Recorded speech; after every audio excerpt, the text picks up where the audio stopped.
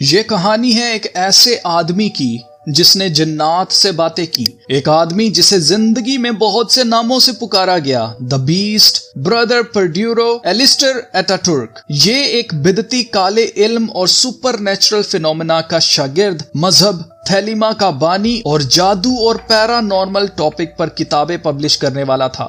اس کے فالوورز اس بند ذہن معاشرے میں اسے ایک ویژنری اور چیمپئن آف فری ایکسپریشن مانتے ہیں۔ اس کے دشمنوں نے اسے پاگل اور اپنے آس پاس والوں کے لیے وحشیانہ درندگی کرنے والا کہا۔ کچھ نے تو اسے شیطان مجسم ہو کر آیا ہے اسے یہاں تک کہا، اور کچھ کے لیے یہ ایک ویژنری تھا جسے لوگوں نے غلط سمجھا۔ یہ سب اپنی اپنی سوچ کی بات ہے۔ یہ کہانی ہے ایلسٹر کرولی کی۔ میں ہوں الماس جیکب اور آپ دیکھ رہے ہیں The Man Who Spoke to Demons، Aleister Karauli.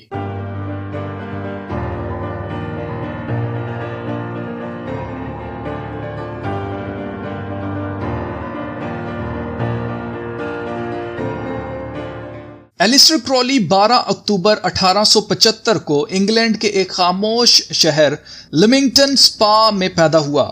اس کے والد ایڈورڈ کرولی ایک پادری تھے جو مسیحیوں کے ایک چھوٹے سے فرقے پلے ماؤتھ بریدرن سے تعلق رکھتے تھے۔ یہ مانتے تھے کہ بائبل میں جو کچھ بھی لکھا ہوا ہے اسے لٹرلی لینا چاہیے۔ یہ عورتوں کو قابو میں رکھنا اور ہم جنس پرستوں کو اذیت دینا سکھاتے تھے۔ ایڈورڈ کرولی کا پریچنگ کیریئر ختم ہو گیا جب 1886 میں اس کی موت زبان کے کینسر کی وجہ سے ہوئی۔ بچپن سے ایلسٹر مختلف بورڈنگ سکولز میں پڑھا تھا۔ یہ شروع سے ایک عجیب نیچر کا بچہ تھا۔ یہ اپنی عمر کے بچوں کے ساتھ کھیلنا پسند نہیں کرتا تھا، جس کا نتیجہ یہ نکلا کہ اسکول کے ٹیچرز اسے ذلیل کیا کرتے تھے۔ یہ الجھنوں کا شکار بچہ الجھنوں میں ہی لڑکپن کو پہنچا۔ اس نے اپنے مسیحی عقیدوں پر سوال اٹھانا شروع کر دیے اور بائبل میں سے غلطیاں نکالنے میں اسے بہت مزہ آتا تھا۔ اسی سیم وقت میں یہ سگریٹ، شراب پیتے اور جسم فروش عورتوں کے پاس جاتے کئی بار پکڑا بھی گیا تھا، جس پر اس کی اپنی ماں نے اسے دی بیسٹ کا نام دیا، جو بائبل میں مکاشفہ کی کتاب میں مخالف مسیح کے لیے استعمال ہوا ہے۔ کرولی اس نام سے بہت خوش تھا۔ 1895 میں 19 سال کی عمر میں ایلسٹر نے یونیورسٹی آف کیمبرج میں انگلش لٹریچر کی تعلیم لینے کے لیے داخلہ لیا اور اسے چیس کھیلنے اور رومانٹک شاعری سے محبت ہو گئی۔ اسی سیم وقت میں ایلسٹر کو اپنے ساتھ پڑھنے والے ہربرٹ چارلز پولک نامی لڑکے سے محبت ہو گئی۔ یہ فیلنگ دونوں کی طرف سے تھی اور یہ دونوں تھوڑے عرصے کے لیے ریلیشن شپ میں پڑے، پر جلد ہی یہ رشتہ ختم ہونے والا تھا کیونکہ ایلسٹر کو اس سے بھی زیادہ محبت ایک اور چیز کے لیے ہو گئی تھی، بدعتی تعلیم۔ ایلسٹر گھنٹوں خالی گرد سے بھری لائبریریز میں گزارنے لگا، جہاں یہ مسٹیکل نیچر کی کتابیں پڑھتا تھا جن میں دنیا بھر کے مذاہب کے بارے میں لکھا ہوا تھا۔ یہ سب کچھ معصوم طریقے سے شروع ہوا تھا، پر جلد ہی اس نے ایک تاریک موڑ لے لیا۔ ایلسٹر جادو پر لکھی کتابیں جیسے لیسر کی آف سولومون پڑھنے لگا، جس میں 16ویں صدی کے جادوئی منتر، ریچولز اور بدروحوں کے بارے میں لکھا ہوا تھا۔ جلد ہی ایلسٹر کی محبت جادو کے بارے میں جاننے کی جنون میں بدل گئی اور اس نے فیصلہ کیا کہ وہ اپنی زندگی اکلٹزم کے لیے ڈیووٹ یعنی وقف کرے گا۔ ایلسٹر یونیورسٹی سے ڈگری لیے بغیر ہی نکل گیا کیونکہ یہ فیل ہو گیا تھا، پر یہ اپنے باپ کی چھوڑی جائیداد اور پیسے پر باقی کی زندگی گزارنے لگا جو اسے وراثت میں ملی تھی۔ بچپن سے ایلسٹر غیر معمولی طور پر دولت مند تھا۔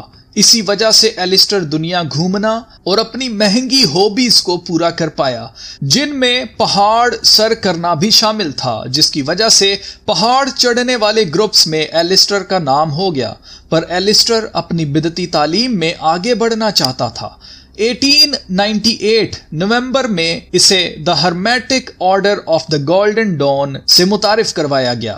ये ग्रुप मानता था कि इनके पास कदीम इल्म है। ये एसोटेरिक टीचिंग्स, मिड इवल यहूदी कबाला और परफॉर्म्ड मैजिकल सेरेमनीज प्रैक्टिस किया करते थे, जिसमें रस्मन मनशियात यानी ड्रग्स लेना शामिल था।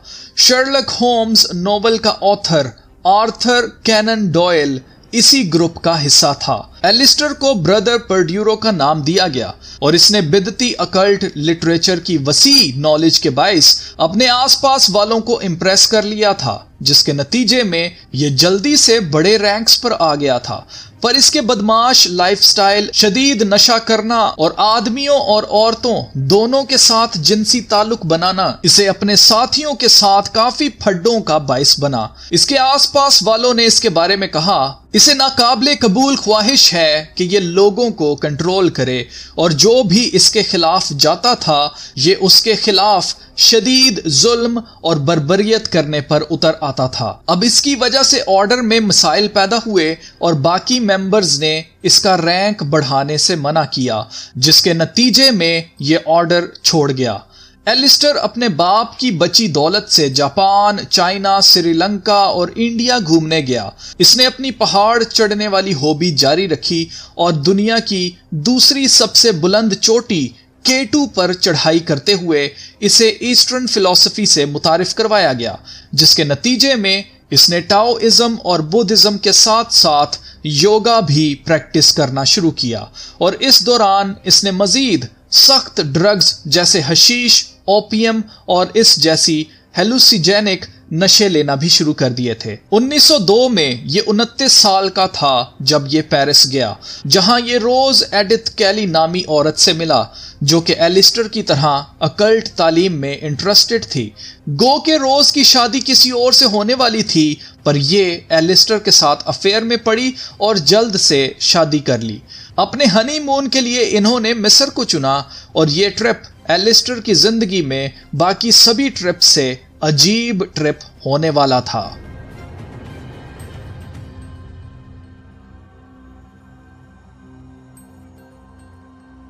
एलिस्टर ने अपने होटल रूम के अंदर ही मंदिर बनाकर मंत्र पढ़ना और बहुत से मिस्री देवी देवताओं को बुलाना शुरू किया, जिसके नतीजे में एलिस्टर की बीवी रोज बेहोश होकर गिर गई और वो सिर्फ एक ही बात बार बार बोल रही थी, they are waiting for you,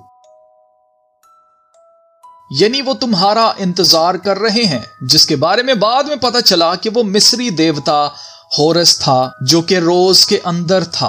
वो रूह रोज को नजदीक ही एक म्यूजियम में ले गई जहां कदीम मिस्री लकड़ी के पेंटेड फ्यूनरी टेबल यानी जहां मुर्दों को लिटाया जाता था, उसमें exhibit number 666 number of the beast की तरफ इशारा करके एलिस्टर को बुलाती है और अचानक एलिस्टर क्रॉली के जहन में आवाज आती है, ये आवाज जिसे बाद में एलिस्टर ने आइवास का नाम दिया।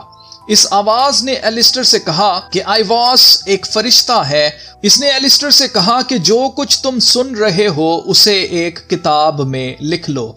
अगले 3 दिन तक आइवास ने एलिस्टर को अल्फाज डिक्टेट किए और एलिस्टर ने पूरी जिम्मेदारी से एक एक लफ्ज लिखा। एलिस्टर ने इस किताब का नाम the book of the law रखा। एलिस्टर ने अपनी किताब magic in theory and practice में लिखा है, आइवास कोई और नहीं बल्कि खुद लूसीफर का एक अवतार है। ये कोई बुरी ताकत नहीं बल्कि serpent of knowledge and enlightenment है जो इंसानों को हुक्म देता है कि नो दाई सेल्फ, मतलब अपने बारे में जानो। तो क्या आप जानना चाहते हैं कि आगे एलिस्टर के साथ क्या हुआ? तो कमेंट सेक्शन में लिखें पार्ट 2। अभी के लिए इतना ही, तो मिलते हैं फिर नेक्स्ट वीडियो में। तब तक अपना बहुत सारा ख्याल रखिएगा। खुदा हाफिज।